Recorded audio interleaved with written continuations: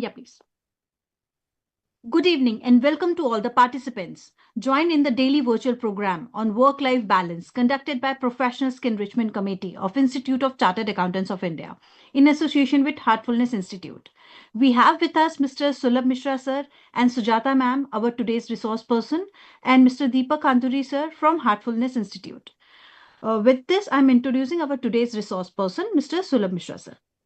Sulabh sir has been a dedicated heartfulness meditation trainer since 2010 and has been practicing meditation since 1999.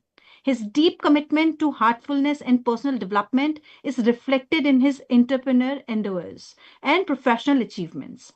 Sulabh Mishra sir is the founder and chairman of several paramedical institutes. He is also running Brighter Minds, a cognitive development program designed for children and seniors since 2017. In his role as a cognitive coach, he addresses a significant gap in the academic field by incorporating tools and exercises that promote social, emotional, and ethical learning. Aside training the heart to harness intuition. Before embarking on his entrepreneur journey, Sulabh sir gained extensive experience in the IT sector, where he managed IT projects for healthcare clients. He his diverse background and holistic approach to cognitive and emotional development makes him a distinguished leader in his field. With this brief introduction, I'm handing over this session to Sulabh sir. Over to you, sir. Thank you so much. Thank you, Komal.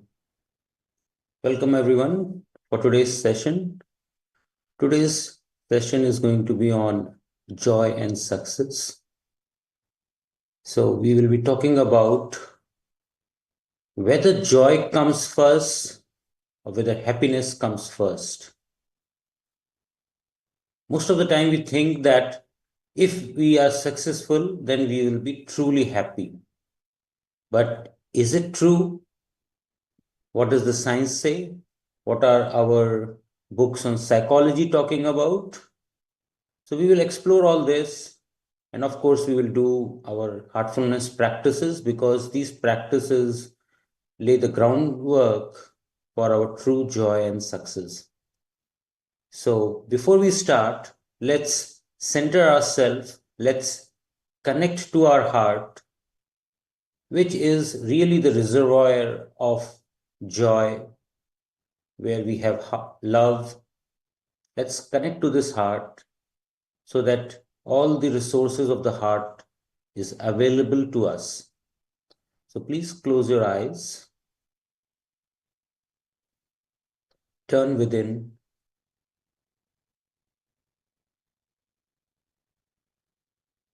feel the connection with your heart. Let yourself be absorbed.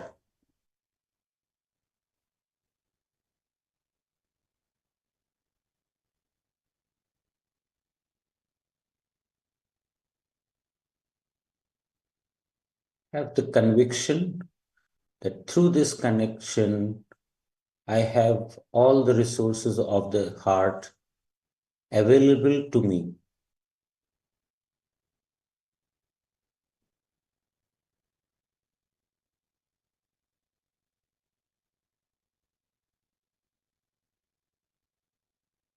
This connection is at this present moment. So brush aside anything that you are doing and become more lively, more in the moment.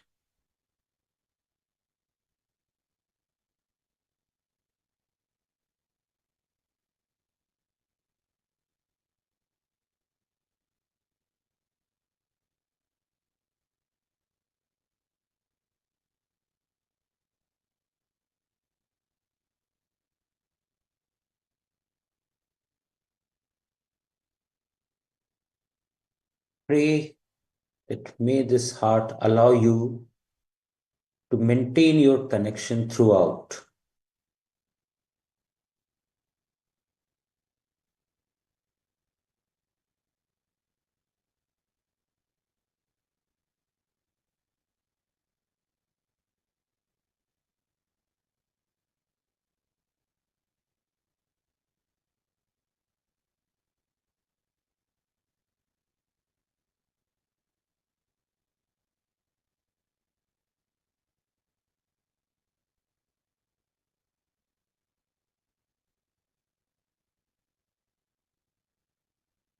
So we'll start our session for the day today.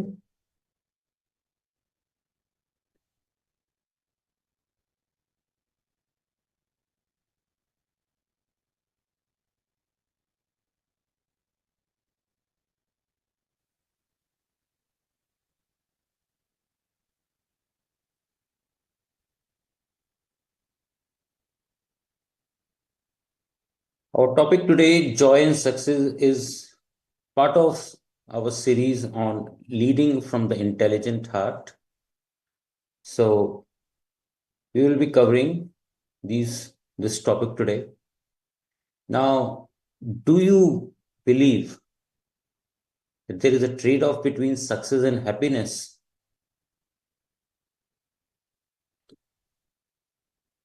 And if forced, you would pick success over happiness.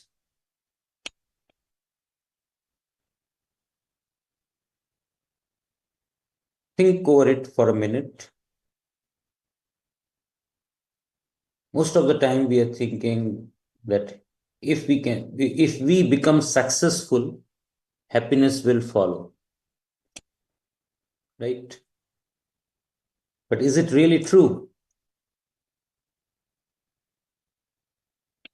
Positive psychology says or suggests a paradigm shift.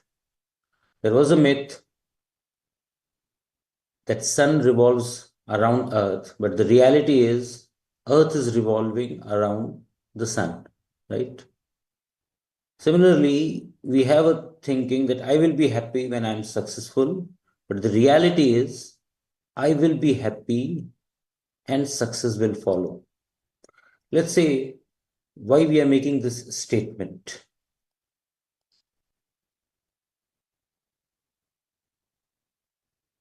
So the scientific data suggests that 56% superior performance is there from the optimistic salespeople. There was 3 times increase in creativity and intelligence when doctors were in positive mood compared to the neutral mood. So their surgery was obviously more better. There was 12% enhanced productivity of happier people.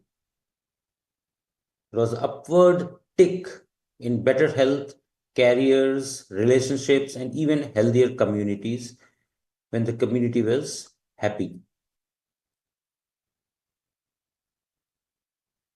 But it seems that happiness is elusive. A Gallup survey in 2013 suggests that 65% people are not even engaged in their work, only 13% are engaged, and actually 22% are actively disengaged. So, workplace happiness is quite elusive.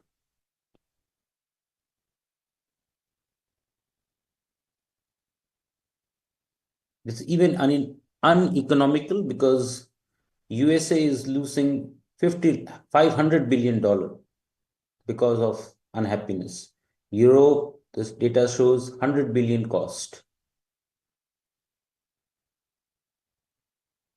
And this is not an easy problem to solve. Why? Because according to the biology of thinking, our 10,000 years of evolution in which we have lived most of the time in our jungles, we think when we came out from jungles and started living in the society, we have evolved. But the problem is our survival instinct still persists. And the way our brain works, it gives priority to keeping us alive. So it perceives threat more than opportunities. And it is the amygdala who is given the responsibility of triaging all the inputs that come and decide whether it is really a threat or not. Okay, so people who are feeling threatened, who are stressed out, are more likely to think negatively. The good news is that the brain can be rewired. There is a book, Biology of Belief by Bruce Lipton. He talks extensively about how our thinking shapes our environment and it even changes the wiring within our brain. Okay, so there is still hope. And then there is a very nice study done by Sean Aker. He's a professor who teaches positive psychology. He has written a book, The Happiness Advantage. His suggestion is that when we exercise, when we do meditation, when we deliberately do some random act of kindness, when we infuse positivity into surroundings, when we spend money on experiences, not things, when we build positive social capital, when we exercise our strength, it promotes happiness. There is a very popular talk of Sean Aker in YouTube. He gave this talk in TEDx. So let's listen to his talk.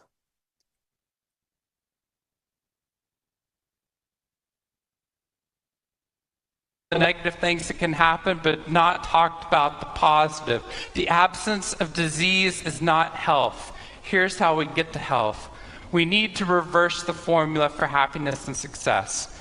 In the past 3 years, I've traveled to 45 different countries, working with schools and companies in the midst of an economic downturn.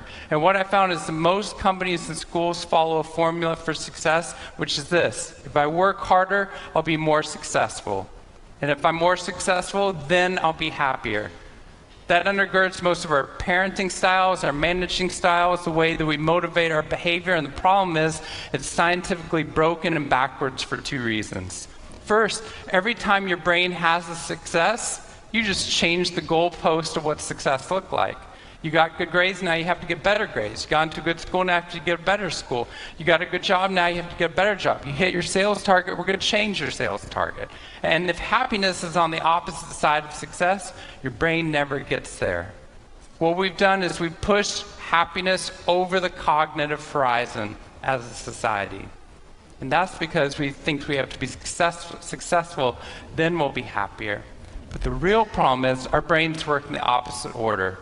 If you can raise somebody's level of positivity in the present, then their brain experiences what we now call a happiness advantage, which is your brain at positive performs significantly better than it does at negative, neutral, or stressed. Your intelligence rises, your creativity rises, your energy levels rise. In fact, what we found is that every single business outcome improves. Your brain at positive is 31% more productive than your brain at negative, neutral, or stressed. You're 37% better at sales. Doctors are 19% faster, more accurate at coming up with the correct diagnosis when positive instead of negative, neutral, or stressed, which means we can reverse the formula.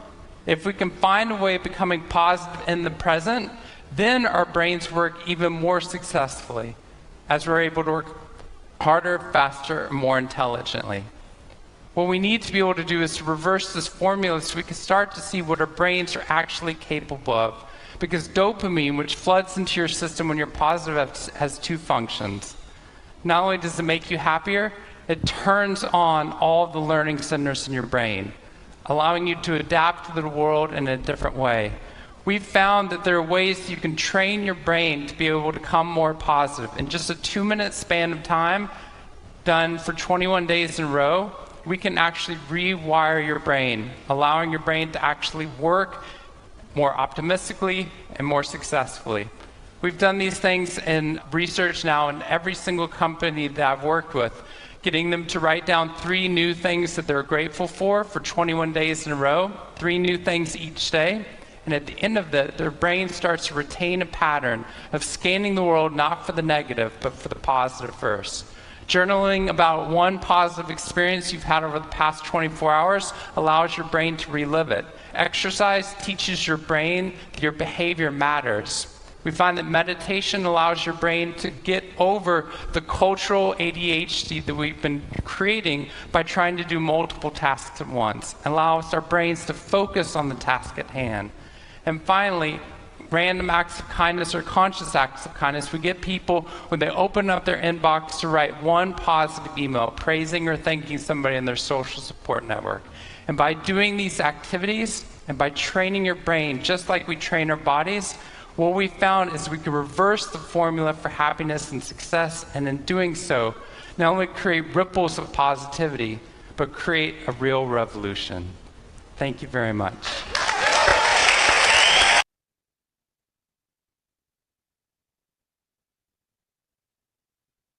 I hope there are a couple of takeaways from his talk and from the presentation we are sharing with you. You will be able to incorporate them and increase your happiness quotient. Modern science confirms ancient wisdom that sources of happiness are several. Intentional activity contributes to 40% of it. External factors like your finance, your health contributes to just 10%. And then there is a genetic baseline, how predisposed you are to be happy. So that's 50%. So if we keep this in mind, a potential formula for the source of joy emerges. True joy is equal to settled mind multiplied by pure heart. When we are positive, when we are not perceiving threat all the time around us, we have obviously a settled mind. And then if we multiply this, couple it with a pure heart, that's when we experience true joy. So the path to do this through the heartfulness is we do meditation to have a settled mind, and we purify our heart through cleaning. So remember, these both practices reinforce each other. We need to do both. One complements the other. Okay? Now let's take a look finally at what Lord Krishna had to say in Bhagavad Gita. So this is translated in English. How we achieve excellence and how we achieve happiness. What is the link here? Just ask yourself, can excellence be achieved without happiness? Can happiness be realized without inner harmony? And can inner harmony be felt without a contemplative nature? Can a contemplative nature be imbibed without focused thinking? You have some ideas, you want to contemplate it, so you need to contemplate it in a 360-degree manner. From all angles, you want to contemplate over it. But if you keep jumping from one idea to another idea, you cannot contemplate, right? So you need to have a focused thinking, and that's what contemplation means. Thinking over one thing from all angles. You are contemplating on a particular idea, okay? Now, can focused thinking be developed without a regulated mind? And can a regulated mind be developed without meditation? If you link the dots, heartfulness meditation practices gives us inner harmony, which leads to happiness, which leads to excellence. So let's now do these practices, meditation and cleaning. What we are going to do is, first we will clean ourselves so that whatever external environment has created a sort of trigger or influenced our system and brought a ripple in our, so to speak, in our brain. We want to first let this wrinkles ironed out through the cleaning practice. and then we will meditate. So it's going to be another 10 minutes of cleaning, then 15 minutes of meditation, and finally, we will try to retain our meditative condition by journaling it, by reading our condition. So this is very important part of this whole activity. Remember, I wanted to talk about it before we get into it, because this reading condition is like, if you take this example, when when a road is built and somebody immediately walks over it, there will be some footmarks, right? And then they will not go away. But if you leave this road for a day or two, it will harden, and now trucks will pass and no impressions will be formed on it. You're building a wall with cement and all, but after you build it, if you pushed it, it can fall down. But you leave it for a day or two, it will be even difficult to break this wall with a hammer. Similarly, when we have done our cleaning, our meditation, we have acquired a condition. But this condition is very fragile at the moment. So allow it to settle, allow it to become stronger so that it can stay with you longer. So that is why these 2 minutes are very important, where we are not doing anything else. It's preferable that we keep our eyes closed and try to observe our condition. Find out what we have gained. What is the current condition I have? If we write it, we have to use words to narrate or explain our condition. But that act of coming up words to describe our condition will make this condition strong. Okay, so today we have with us Sujata. She is heartfulness trainer. She is going to lead the cleaning session today. She is going to give us commands, and we will do cleaning, and then it will be followed by meditation. She will be conducting meditation, and we will be using the help of transmission to meditate. So, Sujata, over to you. Thank you. Namaskar. Please sit in a comfortable position with the intention to remove all the impressions that have been accumulated during the day. Close your eyes and relax. Now imagine that all the complexities and impurities are leaving your system. They are going out of the system from your back, from your head to your tailbone, in the form of smoke or vapors from the back.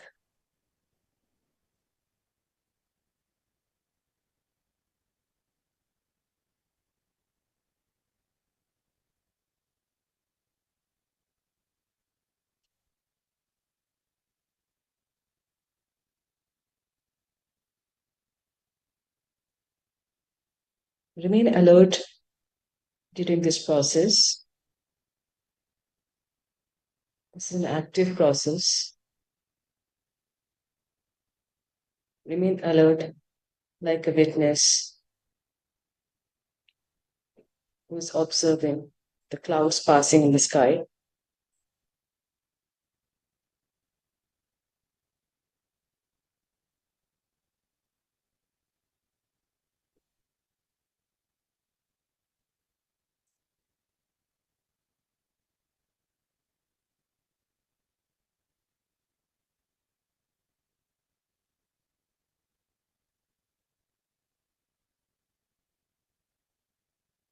If your attention is drifting and other thoughts come in mind, Gently remind yourself that you are sitting for the cleaning and bring your focus back to the cleaning.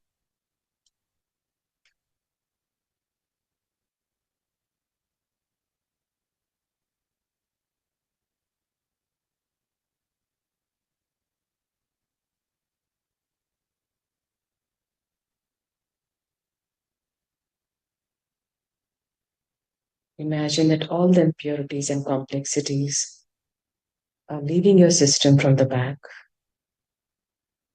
in the form of smoke and vapors.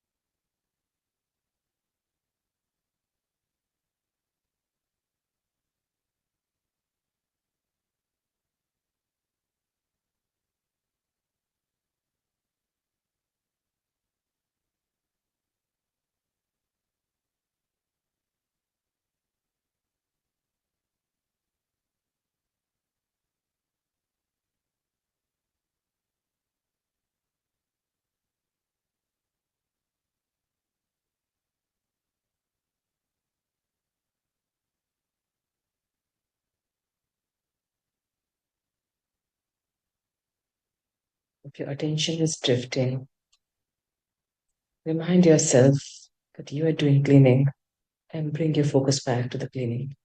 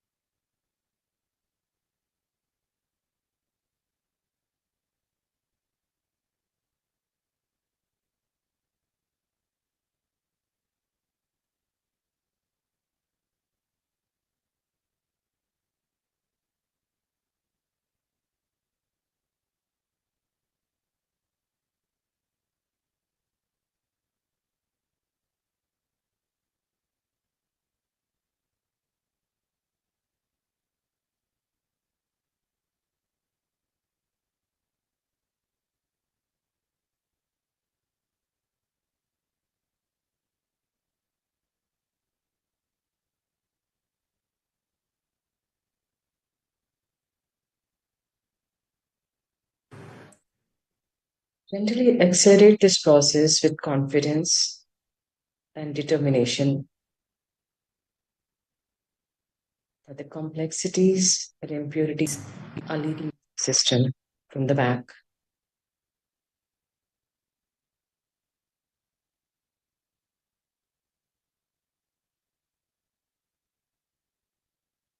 Remain alert and apply will as needed.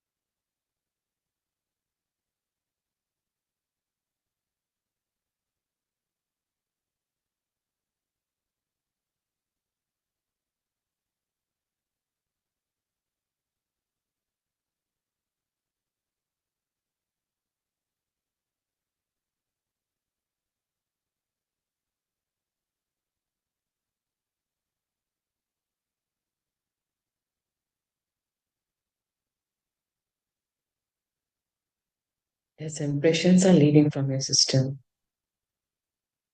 you will start to feel lighter.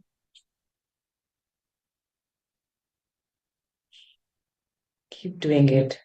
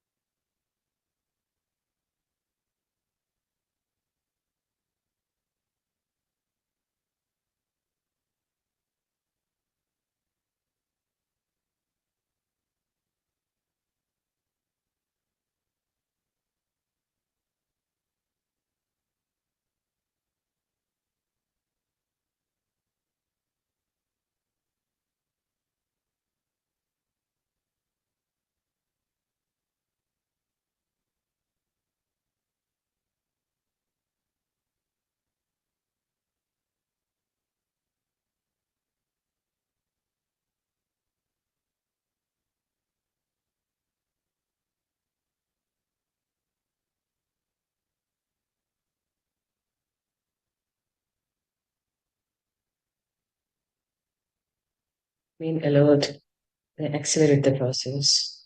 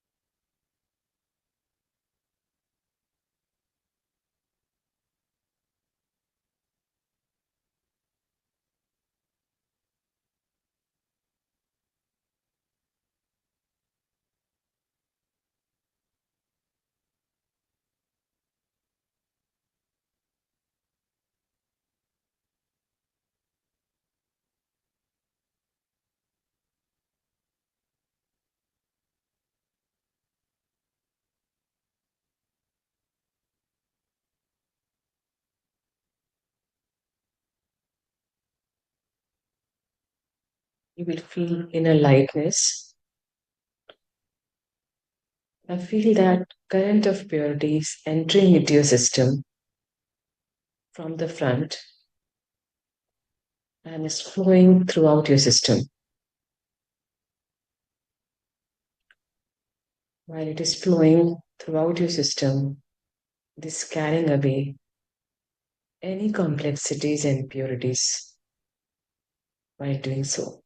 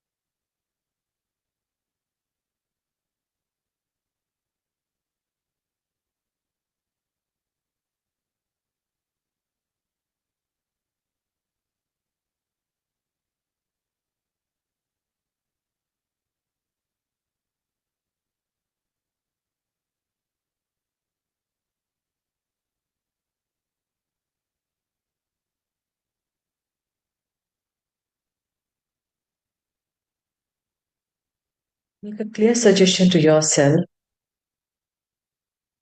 that now I have returned to a simpler and purer and balanced state.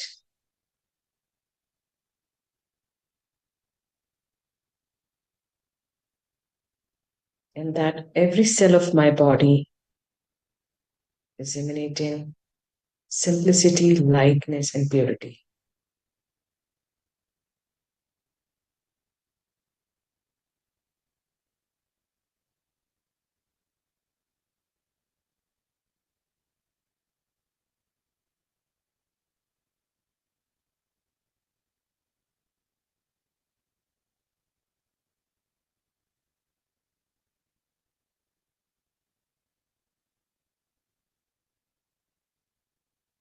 We sit with a determination and we complete it with the confidence that we are simpler, purer, and more balanced.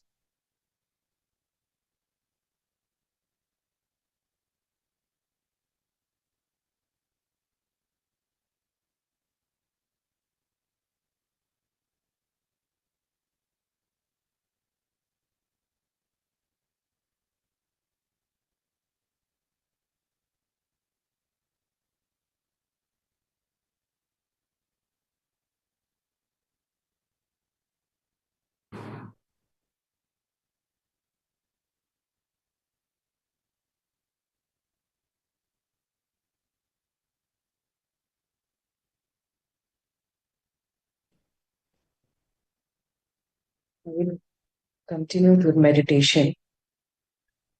When I say please start meditation, please take a suggestion that the source of divine light is already present in my heart, which is attracting me from within.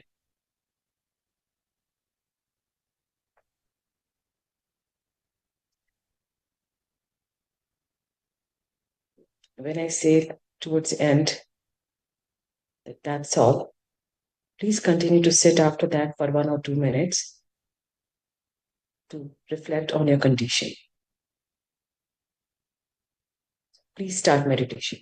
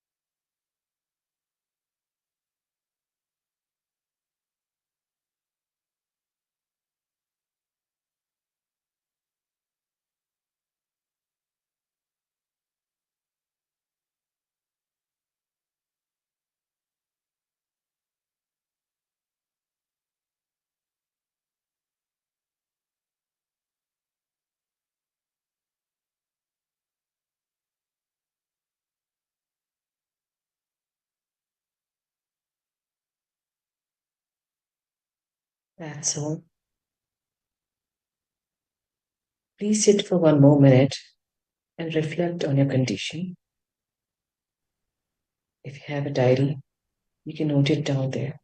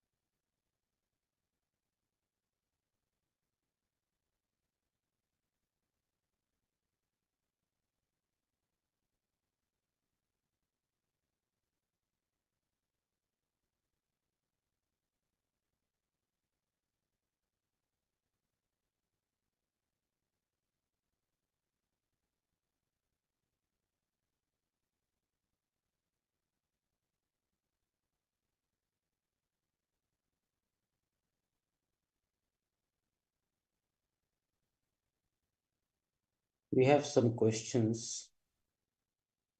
Let's take them. The first question is, what are some practical strategies I can use to handle criticism at work without it affecting my confidence or well-being?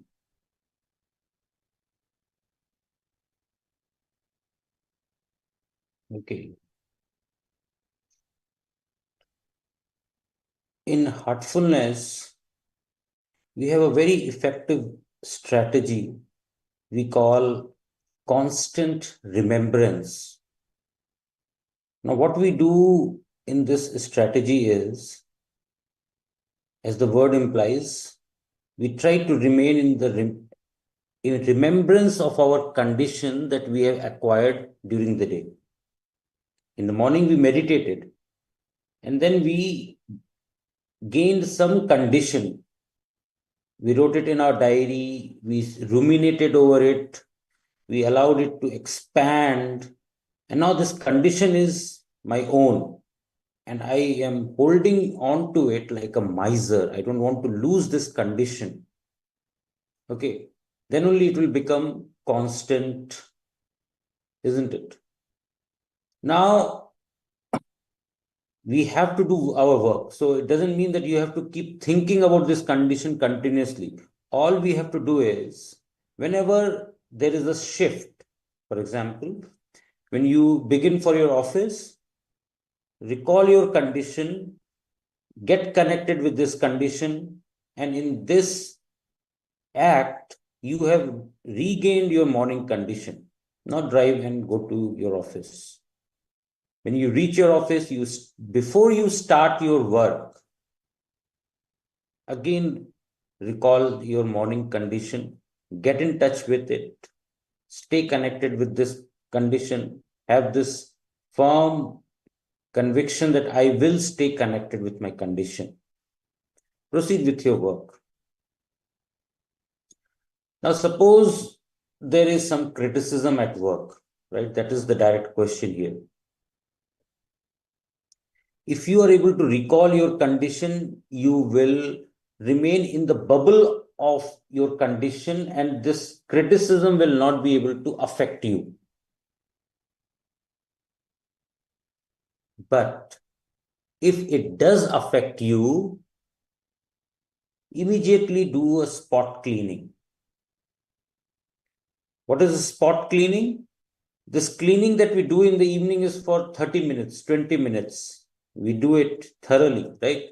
But during daytime, if a situation arises where we need to clean ourselves from the bombardment or the incoming of all these impressions which are going to influence and affect us negatively, we simply compress this whole technique into 30 seconds or 1 minute or 2 minutes, whatever your time permits. Compress this whole cleaning technique in that duration and do it. Obviously, if you're asking this question, you don't want to allow this criticism affect your confidence or well-being. So be mindful of this, that your cleaning will erase the negative effect of the criticism. So make sure you do your cleaning. Okay. Second question is, how can I cope with humiliation in the workplace and turn those negative experiences into opportunities for growth and resilience?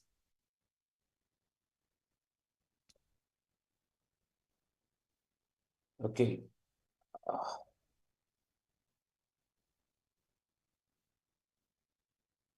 So there are 10 guides for heartful living that Heartfulness offers. The time will not permit to speak extensively about all of these 10 guides, user guides, but search on the internet 10 heartful guides for living, heartfulness. Okay. Or you search for 10 maxims of heartfulness. One of the maxims specifically talks about these experiences. And there was a series by Elizabeth Denley. If you can note down her name and search along with this topic, you will find her series on these 10 guides. You can listen to those guides and they tell you very specifically how we can convert these humiliation, these negative experiences into opportunities for growth and resilience. Okay. So if we mold our life so that we are living according to these maxims that are given to us, it helps in profound ways. So I hope this answers your question. We will conclude the session for today. Thanks, everyone. Thank you for your time. All right, sir. Thank you so much, sir, and ma'am, for delivering this wonderful session and making this session very insightful. And thank you to all the participants who have joined this session. And thanks to Deepak, sir, for being with us throughout the session. With this, we are concluding the session. Thank you all.